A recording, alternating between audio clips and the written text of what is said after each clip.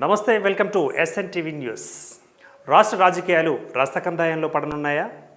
Assembly సాక్షిగా ఒక party నుంచి ఇంకో పార్టీలోకి ఎమ్మెల్యేలు జంపింగ్ జిలానీలుగా మారబోతున్నారా? ఇప్పుడు మనకు వినిపిస్తున్న కథనాలు చూస్తుంటే అవునన్న సంకేతాలు నిర్దిష్టంగా వినిపిస్తున్నాయి.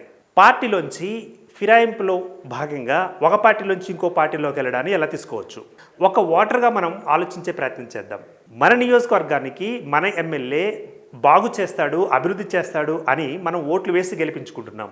తీరా అదే ఎమ్మెల్యే గెలిచిన తర్వాత ఒకప్పుడు నిజానికి మన నియోజకవర్గంలో గెలిస్తే మనకు అందుబాటులో లేకుండా హైదరాబాద్లో ఉండేవాళ్ళు అని అనుకునేవాళ్ళం.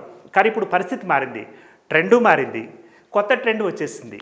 ఒక పార్టీ జెండా కప్పుకొని గెలిచి ఒక పార్టీ జెండా ఎజెండాను మోస్తూ తీరా గెలిచిన తర్వాత మాకు ఇది బాగాలేదంటూ ఇంకో పార్టీలోకి వెళ్ళిపోతున్నారు. ఎలా తీసుకోవచ్చు దీన్ని? మరి ముఖ్యంగా ఓటు వేసి గెలిపించుకున్న తర్వాత మనకు సేవకుడిగా మారిన తర్వాత అదే వ్యక్తి ఇంకో పార్టీలోకి వెళుతుంటే మనకి ఏమనిపిస్తుంటుంది? అభివృద్ధి పదాల్లో మనల్ని, మన నియోజకవర్గాన్ని తీసుకువెళ్తాడు, ముందుకు తీసుకువెళ్తాడని చెప్పేసి మనం గెలిపించిన తర్వాత తీరా గెలిచిన తర్వాత తీరా పార్టీలు మారడాన్ని ఎలా తీసుకోవచ్చు? ఇప్పుడు బీఆర్ఎస్లోంచి ఒక 4-5 కాంగ్రెస్లోకి వెళ్ళడం, కాంగ్రెస్ పార్టీలోకి వెళ్ళిన తర్వాత మళ్ళీ బీఆర్ఎస్లోకి వస్తాము అంటూ సంకేతాలు వినిపిస్తున్నాయి. ఎలా తీసుకోవచ్చు? ఇదే తీరులో గతంలో కూడా కొంతమంది ఎమ్మెల్యేలు ఒక పార్టీ నుంచి ఇంకో పార్టీలోకి వెళ్ళి గతంలో కూడా ఈ నాంది ప్రస్తావన చేయడం జరిగింది.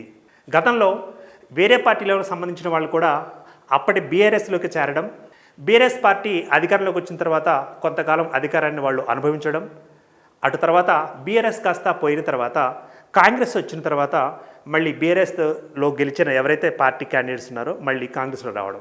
వీళ్ళు ఎలా తీసుకోవచ్చు? ఇది రాజకీయ కుట్ర అనుకోవచ్చా? నియోజకవర్గంలో ఉన్న ఓటర్లను మాయ చేస్తున్నాడు అనుకోవచ్చు అంటారా? ఇది రాజకీయ వ్యభిచారం అనుకోవచ్చు అంటారా? ఒక పార్టీ గెలిచిన తర్వాత ఒక జెండా, ఒక పార్టీ ఎజెండాను మోసిన తర్వాత ఇంకో పార్టీలోకి వెళ్తారు అని అనడం ఎలా తీసుకోవచ్చు? పార్టీ ఫిరాయింపుల చట్టం అంటూ ఒకటి ఉంది. ఇందులో పార్టీ ఫిరాయింపుల చట్టం ప్రకారం దీని క్రిందకు వచ్చే ఎమ్మెల్యేలని మరి అదే పార్టీలో ఉంటారా లేకపోతే ఇంకో పార్టీలో ఉంటారా అన్నది వాళ్ళ ఇష్టంగా మారిపోయిన అంశం.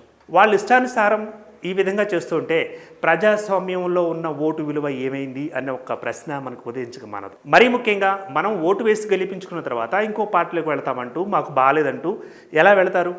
ఒకసారి ఆలోచించండి. సో ఒక పార్టీ నుంచి మరొక పార్టీలోకి వెళ్ళిన తర్వాత ఆ పార్టీలో ఉన్నవాళ్ళు ఈ పార్టీలోంచి వచ్చిన వాళ్ళని ఎలా చేస్తారు? సీనియారిటీ ఆల్రెడీ మేము ఈ పార్టీలో నమ్ముకొని ఈ పార్టీ జెండాని ఎజెండాని మోస్తున్నామని వాళ్ళు అదే ఫీలింగ్లో ఉంటారు. వేరే పార్టీలోంచి వచ్చిన వాళ్ళని చూసి వాళ్ళు చెదిరించుకుంటారా, ఆహ్వానిస్తారా, లేకపోతే ఆదరిస్తారా?